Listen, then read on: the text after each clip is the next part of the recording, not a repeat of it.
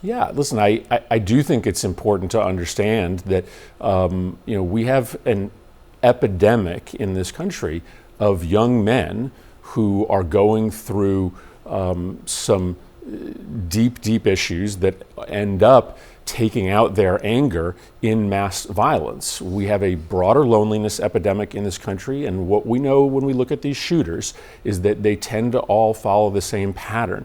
They have some break with their community, with their peers, and they start to withdraw into a life of isolation. And so that's why in that bill in 2022, we put billions of dollars into the kind of support services that would recognize, especially these young men, before it's too late, and wrap around the kind of services for them that could make a difference. That's why it's so tragic that President Trump shut down that grant program as one of the first things he did in his second term. So yes, we have to acknowledge that the most important thing is to stop that brain that is breaking from getting access to a weapon. But we should also be putting services around those kids, especially those young men who are retreating into that life of isolation. And it's just a lot harder to do that now, since the president has, I think, illegally stopped funding the bipartisan commitment we made to try to help those young people in crisis. Well, I do wish that Republicans would stand up to the president on this issue. That wasn't the controversial part of our bill. I think if that bill was just funding for mental health and community anti-gun violence programs, we might have gotten 90 votes for it. So maybe in the wake of this shooting, maybe as we learn more about this shooter, we'll get a handful of Republicans in the Senate or the House, maybe the ones that voted for that bill, to say to President Trump, restore the money for at least the programs in that bill. That would make a difference. Yeah, I think the country is exhausted. I think our kids are exhausted. And I do think it's important to remember that it is a little dangerous to view this crisis only through the prism of these mass shootings. Yes, there is something different about kids being targeted in a college or in a school classroom. But I live in the south end of Hartford. And when I talk to kids in that neighborhood, for them, the school is the safe place. What they fear is the walk to and from school. My neighborhood has thousands of kids, but you rarely ever see them out in the streets because their parents and grandparents who take care of them don't let them out of the house ever.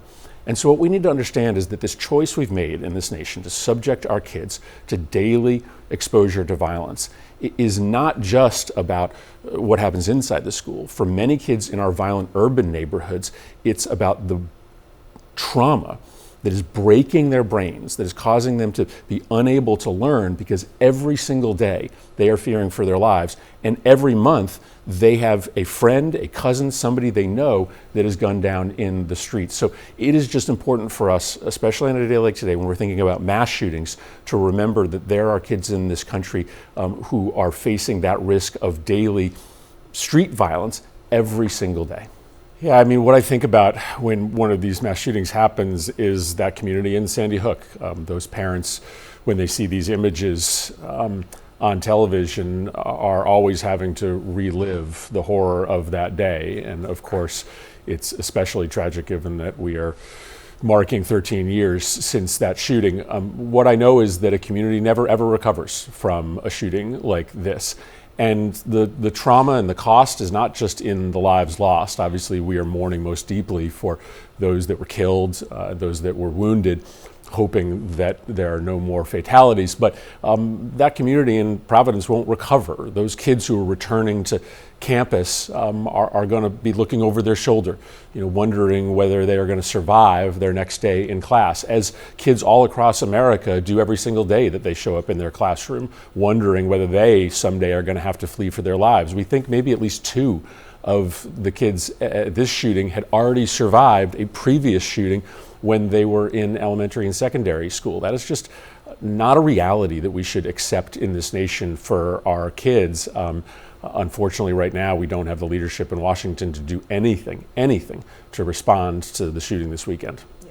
Well, but the laws do make a difference. I mean, if you look at states like Connecticut, Rhode Island, Massachusetts, California that have stronger laws, we have gun violence rates, murder rates, mass shooting rates that are 2 to 3 to 4 times lower than states that have loose gun laws. And many of the weapons that are used in our states for gun crimes come to our states from those states that have an ability for criminals and people with serious mental illness to buy weapons. So what we know is that stronger laws do work. And since we passed that bill in 2022, the first bill in 30 years that strengthens the nation's gun laws, gun violence rates and mass shooting rates have come down in this country.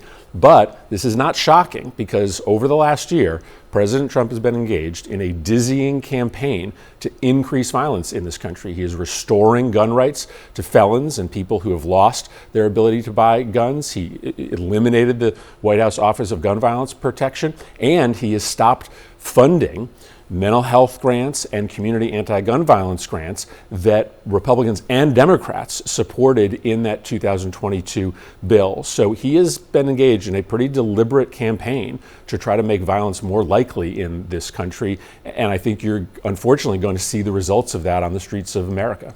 That's a pretty big statement. He's in a campaign to make violence more likely? Of course. I mean, he's knowingly restoring gun rights to dangerous people. He is cutting off grants that have bipartisan support to try to interrupt violence in our cities, or to try to get necessary mental health resources to families and children in need. The evidence tells you that when you stop funding mental health, when you stop funding community anti-gun violence programs, when you give gun rights back to dangerous people, you are going to have an increase in violence that is knowable and that is foreseeable.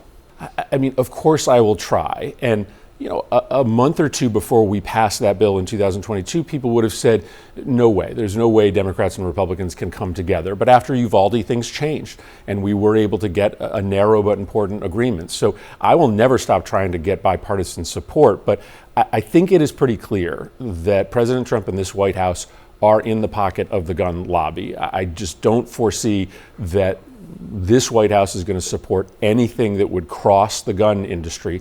And as we know right now, unfortunately, the Republicans in Congress don't ever meaningfully break from this president. So until they get the okay from President Trump to break with the gun lobby, I think the chances of us getting something done are slim. That doesn't mean I won't try. Can you talk about the other